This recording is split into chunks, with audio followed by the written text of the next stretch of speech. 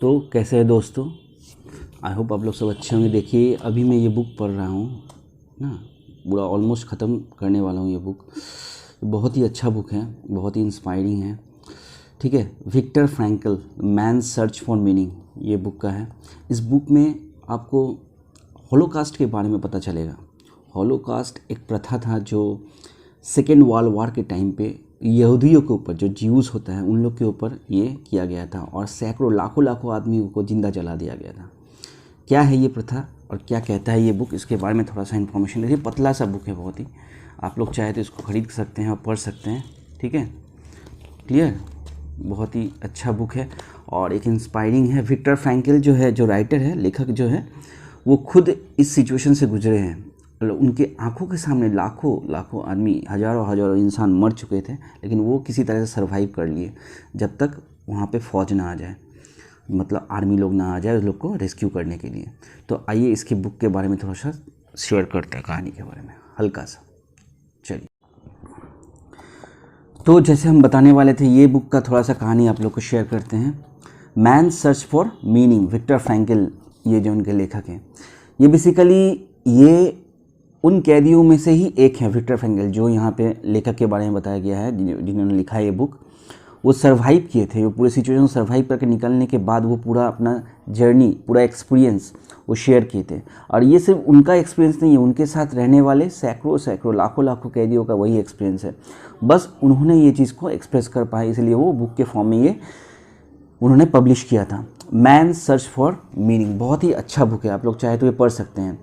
तो ये कहानी था हिटलर के टाइम। हिटलर जिस टाइम पे पूरा शासन कर रहा था जर्मनी में, पूरा हिटलर का ही राज था, है ना। सेकेंड वर्ल्ड वॉर के टाइम में हिटलर को जो फॉलो करते उसको नाजी कहा जाता है ना। हिटलर के आइडियोलॉजी को जो फॉलो करते थे उसको नाजी कहा जाता था। तो वो लोग ज्यूज़ के ऊपर पूरी तरह से, हर तरह से ज्यूज़ लोग को ख़त्म करना चाह रहे थे। ठीक है, ये सेकेंड वर्ल्ड वॉर का टाइम, मतलब 1939 से लेकर 1945 के बीच में, उस टाइम पे। तो ढूंढ के हिटलर क्या किया था, वो इस तरह से उन्होंने ऑर्डर दिया था हर किसी को, नाजी लोग को जो फॉलो करता था हिटलर को, हिटलर के आइडियोलॉजी को, कि ढूंढ के ज्यूस लोग को मारना है। ठीक है, तो इस तरह से वो पूरा ज्यूस को ख़त्म करना चाहते थे। तो वो ये क्या, हिटलर ने क्या किया, एक पूरा ट्रेन भर के वो लोग को ले जाने लगे, ये बोल के पोलैंड में उन लोग को कुछ काम कराना है। ठीक है, वो लोग सोच रहा था, जो कैदी है वो लोग सोच रहा था कि वो लोग को शिफ्ट किया जा रहा है ताकि वो लोग से कुछ काम कराया जाएगा। लेकिन अचानक ही मिडवे में कहीं से किसी एक जगह में ट्रेन रुकती है। वो जगह था ऑस्विच। ऑस्विच क्या है, कौन सा जगह? ऑस्विच वो प्लेस है जहाँ पे कंसंट्रेशन कैंप बना था, जहाँ पे हॉलोकास्ट करने के लिए एक बड़ा सा गैस चैम्बर बनाया गया था। यहाँ पे इस वाले जगह में वो लोग को जब ट्रेन रुकी तो वो लोग बोला अचानक से यहाँ पे रुक गया ट्रेन। तो वो लोग को कहा गया कि आप लोग सारा सामान यहाँ पे अपना रख दीजिए, बस शू पहन के और कपड़ा जो है पहने हुए वो पहन के उतर जाइए। तो लाइन से सारा जब कैदी उतरने लगा, और जब वो लोग एंट्री कर रहा था तो वो लोग को लेफ्ट राइट में बांट दिया रहा था। लेफ्ट राइट में जो कोई किसी को लेफ्ट में भेज रहा था, किसी को राइट में भेज रहा था। एंट्री करते वक्त उन लोग के साथ कोई भी सामान नहीं था, जस्ट वो लोग जो कपड़ा पहने हुए थे और जो शू पहने हुए थे, बस, और कुछ नहीं था। सारा बिलोंगिंग्स जो है ट्रेन में ही रह गया। इस तरह से वो जब लेफ्ट राइट में बांट रहा था तो लेखक बता रहे हैं अपनी कहानी पे, इस बुक में बता रहे हैं कि इस तरह से बांटा जा रहा था।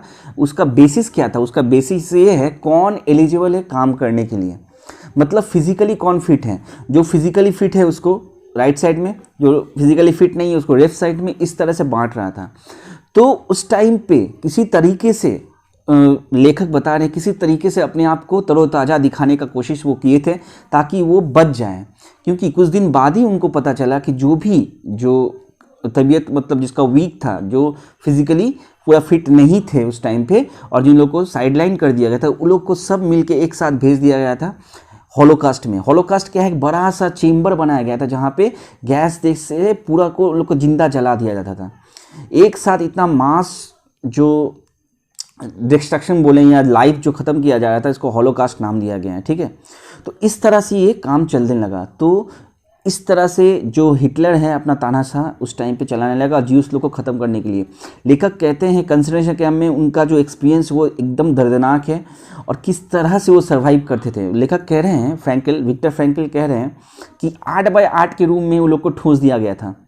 ठीक है। 8x8 के रूम में उन लोग को ठूस दिया गया था और सब बिना कपड़े, जब वो एंटर किए जेल में तो कपड़ा लत्ता सब कुछ उन लोग को रिमूव कर दिया गया, पूरा नेकेड बॉडी को 8x8 के रूम में ठूस दिया गया था। वही पसीने से लथपथ एक दूसरे चिपका हुआ रहना पड़ता था, ठीक है। खाना भी उन लोग को इस तरह से दिया जाता था कि एक बार दिया गया और उसके बाद खाना ही नहीं दिया गया। तो लेखक कहते थे बहुत कोई तो भूख के मारे एक ही बार में कुछ ही मिनट के अंदर में सारा खाना खा लेते थे, लेकिन विक्टर फ्रैंकल उसी खाने का कुछ पोर्शन को बचा लेते थे और वो थोड़ा थोड़ा करके खा देते थे ताकि बॉडी में कुछ ना कुछ जाते रहें।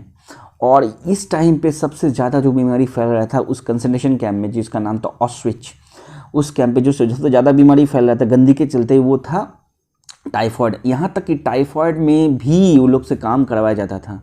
इतने तपते शरीर के साथ भी उन लोग को काम करना पड़ता था। अगर जो नहीं कर पाता था उन लोग को फिर वही हॉलोकास्ट कर दिया जाता था, गैस चैम्बर में डाल दिया जाता था, जिंदा जला दिया जाता था। इस तरह से बहुत दिन तक इसी तरह से सर्वाइव करते हुए वो अपने आँखों के सामने, विक्टर फ्रैंकल कहते हैं अपने आँखों के सामने हजारों इंसान को उन्होंने मरते हुए देखा, ठीक है। कि उन्हीं के साथ ही कुछ दिन पहले जो एक साथ मिल के बात कर रहे थे वही बीमार पड़ते ही उनको नेगलेक्ट कर दिया गया, उनको कोई भी दवाई नहीं दिया जाता था वहाँ पे। इस तरह से वो सर्वाइव किए। कुछ दिन बाद जब वहाँ पे आर्मी आ गया तो उन लोग सबको रिहा किया गया, तो बहुत सारा इंसान वहाँ पे बचा था, उनमें से विक्टर फ्रैंकल भी थे और उन्होंने अपनी आत्मकथा यहाँ पे पूरा इस बुक में लिखा है। तो ये बुक को एकदम आप लोग चाहे तो परचेज़ कर सकते हैं, बहुत ही अच्छा बुक है। और ये जो थोड़ा सा मैं एक्सप्लेन छोटा सा करके, बहुत ही ज़्यादा एक्सप्लेनेशन नहीं मैंने दिया, लेकिन आप लोग खुद पढ़िए, एंजॉय कीजिएगा। लेकिन थोड़ा सा आपको ओवरव्यू मैंने ये बुक का मैंने दे दिया, जो कि आपको बहुत ही अच्छा लगेगा। कैसा लगा आप लोग ज़रूर बताइएगा और जितना हो सके इसको शेयर कीजिएगा, ठीक है। और इस बुक को ज़रूर पढ़िएगा, टाइम मिले तो। बहुत ही पतला सा बुक है, आप जल्दी पढ़ भी लीजिएगा, ठीक है। तो चलिए मिलते हैं किसी और वीडियो में।